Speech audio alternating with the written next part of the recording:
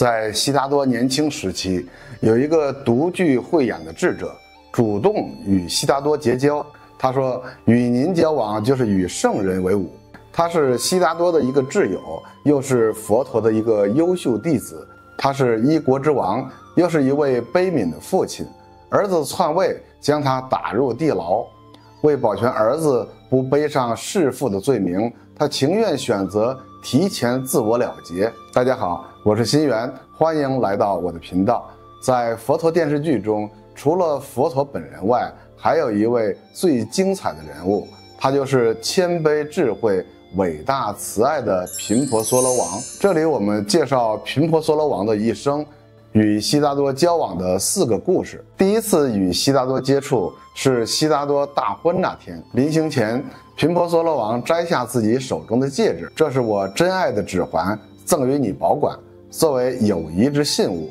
悉达多听了友谊2字，有些诧异。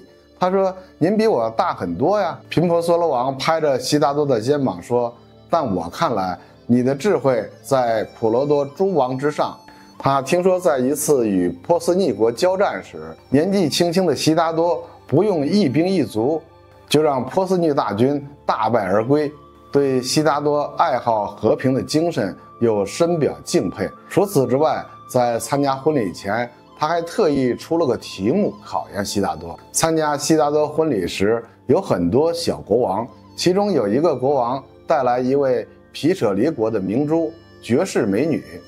这位旷世美人是来为悉达多献舞，这美人几乎是所有国王倾慕的对象，平时即便花上万两黄金，甚至都一面难求。说这个女人，任何男人都会为之倾倒。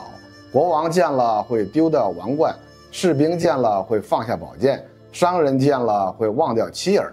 但频婆娑罗王听此有些不以为然，看看能否在大婚之时让悉达多的眼神从爱妻身上离开。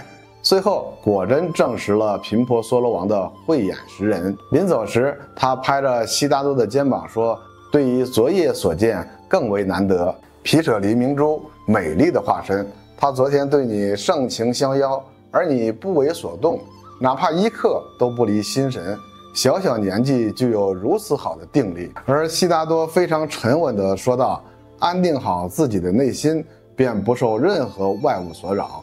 情欲面对真爱，如同蔽日之云，不过是一时的虚幻。”其实那时候频婆娑罗王对悉达多也是有所企图的结交。他有个儿子叫阿舍氏，他担心儿子继承王位还没有这个能力，想让悉达多考虑继承他的王位。这次交往之后，又过了些时日，波斯匿国再次挑起事端，频婆娑罗王与加比罗卫国合作，悉达多接受邀请，商谈2国联盟的国事。途中，悉达多知道波斯匿的军队会在大陆上拦截他的军队，悉达多虽觉得能够打败他们，但因为他的慈悲之心，怕有死伤，索性让军队原地待命。他和车匿2人翻山走小路去见频婆娑罗王。到了地方，因为变得衣衫褴褛，满脸都是泥巴，士兵拦住去路，不让他们进宫。悉达多拿出国王赠予他的信物，说：“这是我和摩羯陀王友谊的证明，他会认得。”频婆娑罗王看到手下拿来的戒指，高兴地说道：“悉达多王储到了，赶快出门迎接。”他们这次商谈的内容是如何化解与邻国的干戈。悉达多打算在国界之处与西南的山坡相连处架一座桥，如此便能直达摩羯陀国。悉达多精辟地阐述自己的见解后，但频婆娑罗王却突然调转话题说：“我能请求一事吗？”悉达多笑嘻嘻的，不加思索地答应着：“当然。”没想到频婆娑罗王请求亲吻悉达多的前额，随后又对他说：“你的想法令人起敬，你说的对，战争一无所获，道路修建成功之日，便是与摩羯陀国通商之时。”而到了国王与悉达多3次见面的时候，悉达多已经舍弃王位出家了。短短2个月的时间，就达到了老师毕生所学。老师教无可教，便给悉达多介绍了第二个老师。他一个人走在拜师的路上，遇见士兵带了一群要被祭祀屠宰的牛，悉达多为此还险些丧命。悉达多拦住士兵，不让他们杀牛。士兵并没有为难悉达多，但悉达多却执拗得很，干脆坐下来挡路。士兵实在没有办法，便去报告国王陛下。国王听后说，在我的国土，到底有谁这么大胆子？从来没有见过这么执拗的人，我都要去会会他。国王气冲冲地走到悉达多背后就说，这是我的国土，我统治的地方。悉达多依旧盘腿坐在那里，头也不回地说道，亡国建立，亡国灭亡，生命至上的真理也是如此。我反对一切以正法为名的恶行。国王说，若不是看你是个气绝者，你早就人头落地了。而悉达多满不在乎地说道，我原谅你斩杀气绝者的罪行。这一下子可把国王激怒了，他从背后走到悉达多面前，举刀就要砍。悉达多抬头一看，是好友频婆娑罗王。国王立刻放下宝剑，拉起悉达多说，若不是你，我差点酿成大错。悉达多说，我可以死于你手，但屠杀这些无辜的动物才是更大的罪过。国王立刻改口说，今天你阻止了我行非法之事。转身对士兵宣布，从今以后，我摩羯陀国不准再用动物祭祀。国王没想到他们这次却以这种方式见面。他看着悉达多的样子，我睡在床上，而你却露天而卧，不能这样，您和我一起入宫吧，不会有人打扰你修行的。悉达多说，不，频婆娑罗陛下，今天我救了这些牛，还有无数生灵都在痛苦中挣扎，如果我们能终结这些痛苦，就能为众生带来安宁。国王说，你高尚的灵魂吸引我成为挚友，令我蒙受恩德。悉达多向国王合掌告辞，国王深情地握着悉达多的手说道，我这样卑微的人，又怎能阻拦您神圣的脚步？这里我们能够看出频婆娑罗王有多么的谦卑和独具慧眼，因为这时候悉达多也只是个修行者，只有阿斯陀仙人知道他是未来的佛陀。悉达多转身刚要走，国王又赶忙拦住说，你的朋友向你请求，如果你找到解脱之法，一定要与我分享您的智慧。悉达多向他承诺，一定会的。频婆娑罗王含着泪水看着悉达多离去的背影，感慨地自语道，放弃一切也得到了一切。到了第4次见面，悉达多已经证悟成佛了。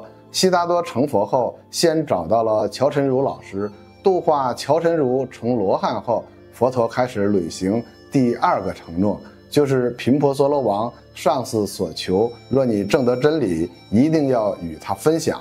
就这份信任和真诚的请求，让佛陀证悟后立刻前来与他分享。我们说，佛先度有缘之人，如果是一个牛哄哄的人，佛陀肯定不会先来找他。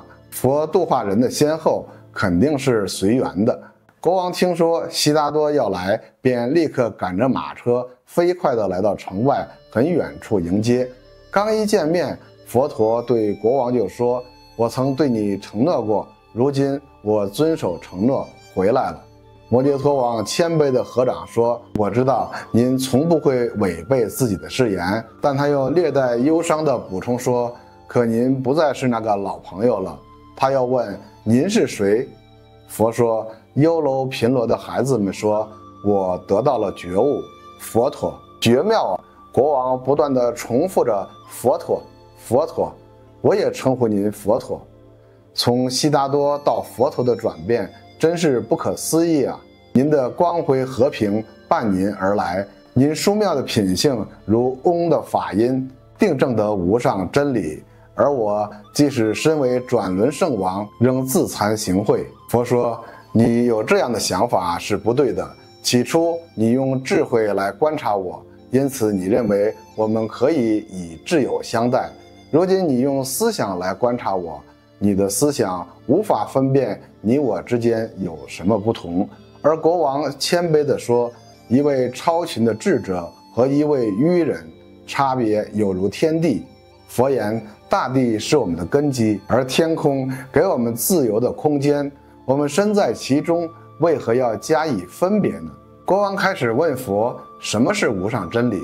佛说，只能去体验，了解自己，认识自己，没有思想，没有欲望，只有去感受，保持正中，体会到这些，你不会再认为事物之间存在差异，如季节变换，树木落叶而凋零。国王问，我也能体会到这些吗？佛陀很肯定地说，当然。国王立刻胡跪合掌，请求佛陀收他为弟子，而佛陀就是专程为他而来。就这样，以前的挚友现在又成为师徒，若不是最初慧眼识人、谦卑的品行，怎可能有福报做佛陀的弟子呢？佛教中的黄财神，其实修财神法要求的是七圣财，七圣财之一就包括谦卑，所以谦卑才是真正的福德。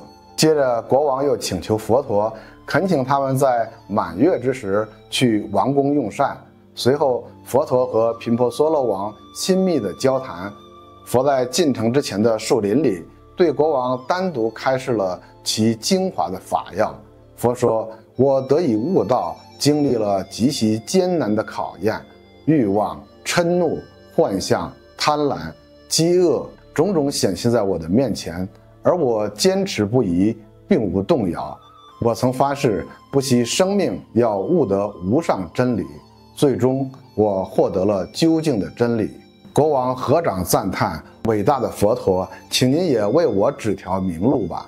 佛陀慢慢的、字清楚地说道，整个自然浑然一体，被看不见的现象连，若你秉持善行，如海浪归于岸边，时间推移，善业力将生世相随，直至觉悟。反之，若你做下恶行，亦将多生累劫，感受苦果，成为下堕之因。如果专注当下的每一刻，保持平静安然，那你将找到内心的中道，不觉悲，亦不觉喜，摆脱业力流转束缚，终会证得无上真理。佛陀这段开示堪称精华至极。到了月底，佛陀带着弟子们如约而至，来到频婆娑罗王的王宫应供午餐。王后维提夫人也成了佛陀虔诚的弟子。自此以后，频婆娑罗王按照佛陀的教法精进修持。而这时候，他的儿子阿阇世因为受婆罗门大臣挑唆，让阿阇世急着谋权篡位。